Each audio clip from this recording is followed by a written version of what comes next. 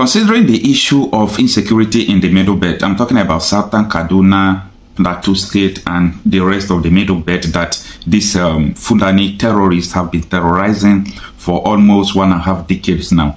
Now, it is important that we figure out the root cause or the causes of all these things. So when this one happened, that was on Sunday, the one that happened in Plateau State, I decided to start studying, the past conflicts, the past terror attacks. I just want to know, why is this thing happening? So I came across a video of Nasir EL-Rufai, the former Kaduna State governor. When he was granting an interview with Channels Television, he talked about how the Fulani crisis started in Southern Kaduna in 2011.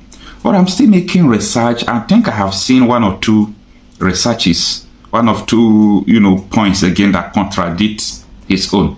But let me leave you to watch this video and see how this Fulani terror attack started, what led to it, according to El-Rufai's story. This one is according to El-Rufai's story. So I will be bringing to you according to other people's story. At the end, we will conclude the facts and know the root cause of all these things. I think if you know the problem of any sickness, the solution is just 50% solved.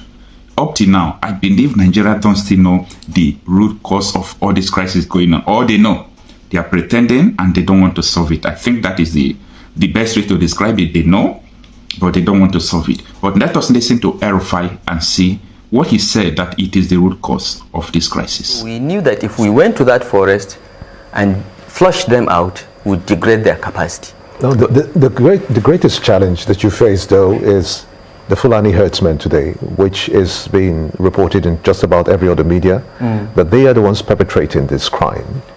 Which crime? Are they the ones? Which crime? Killing of people. No. Look, let me explain the three problems, and then you will get it in context. The cattle rustling and banditry is an essentially Fulani phenomenon. Okay, it is Fulanis, and we knew where they were, and we collaborated with the state governments surrounding that notorious forest range, Kamuku Kuyambane Forest Reserve, and said, look, this is a problem that we have to solve jointly. We collaborated with the cooperation of other state governments. We put together money and a military operation, flushed them out. Okay? And today we have over 300 young Fulanis between 18 and 30 in custody for kidnapping, for cattle rustling, and robbery. Okay? So that we understood. It was easy because that is one place. Okay. If I could follow that one up.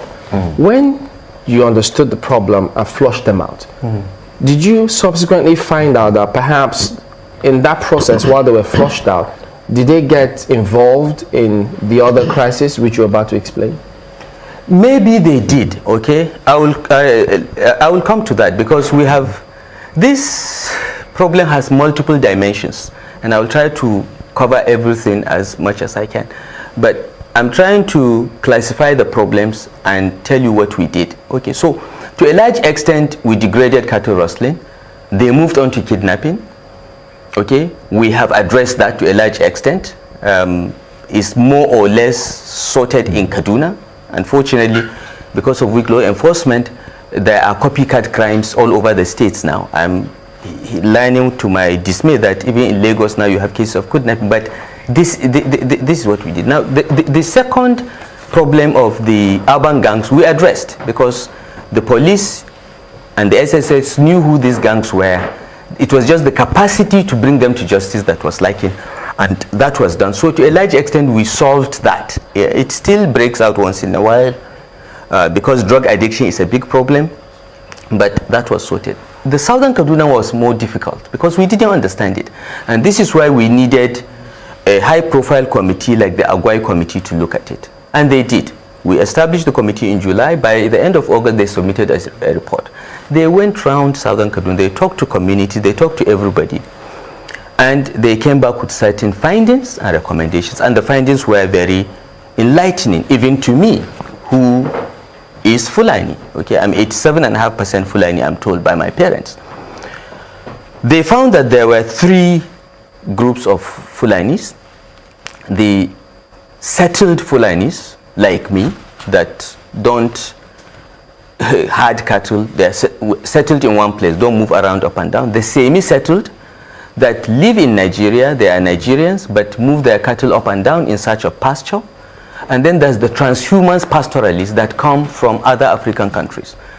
Fulanis are in about 14 countries. All over West Africa, there is virtually no country in West Africa that is no Fulani minority or even majority.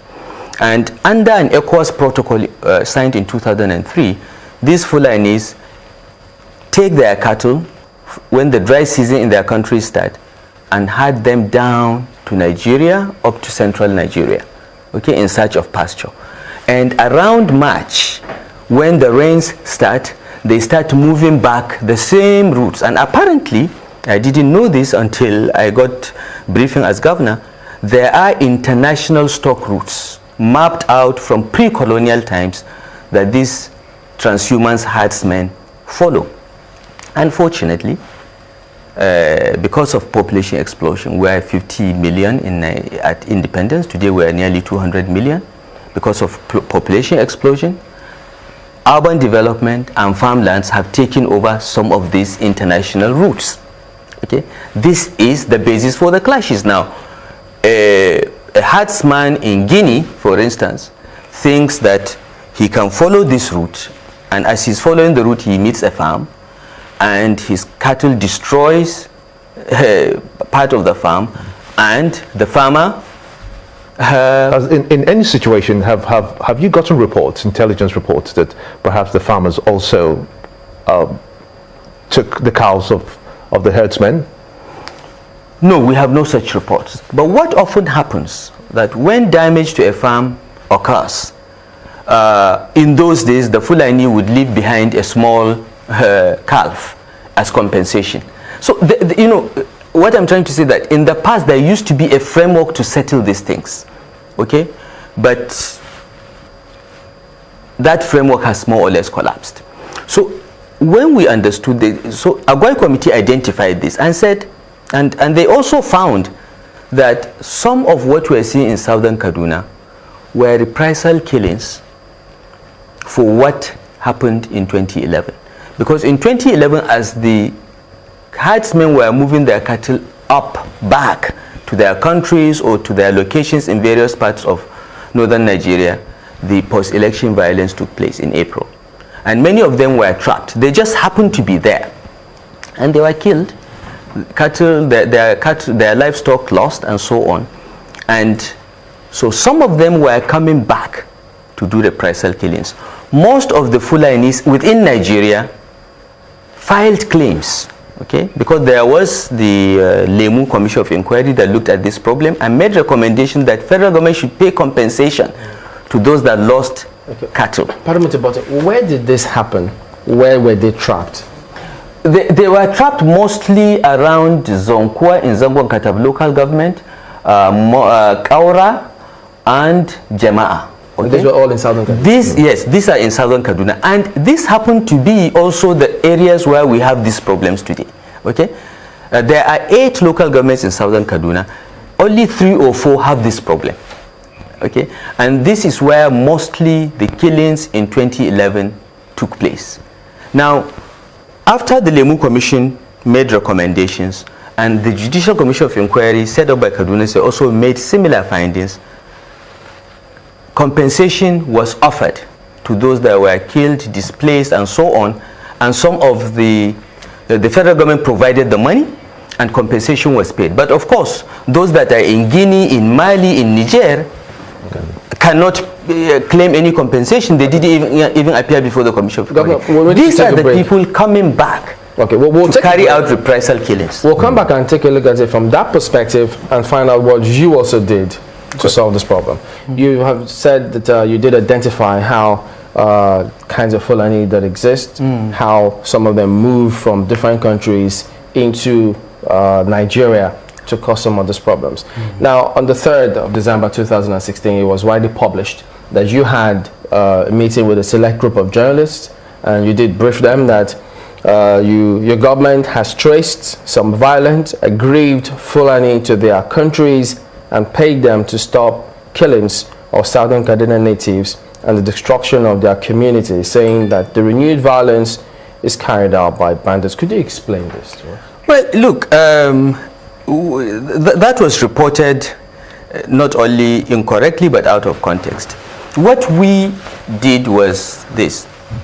The Agwai committee recommended that we should reach out to these transhumance pastoralists, because they have established that most of the attacks in southern Kaduna are traceable to them, because they were outside the process of the Lemu Commission and the Kaduna State Commission of Inquiry. They did not receive any compensation. They didn't even appear before the commission because they are foreigners.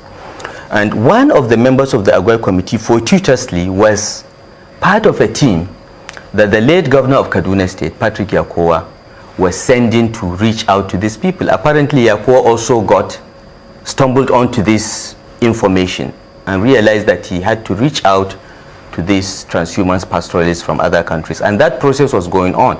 If you look at Yakowa's tenure, in 2011 there were attacks.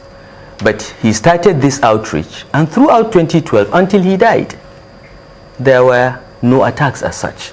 Okay, so one of the members of the committee mentioned this, and it was in the Agwai recommendation to reach out to these people through NGOs, civil society organizations, and so on.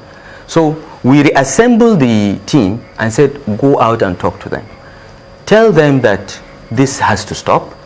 Tell them that we are willing to offer compensation for lost lives, for lost livestock, but it is senseless to keep killing people because you feel that you've been offended. So did they respond to you? Yes. Pardon? Did they respond to you positively? They did. We sent a team and they went round, and by the time they made 3 or 4 such groups, the killing stopped.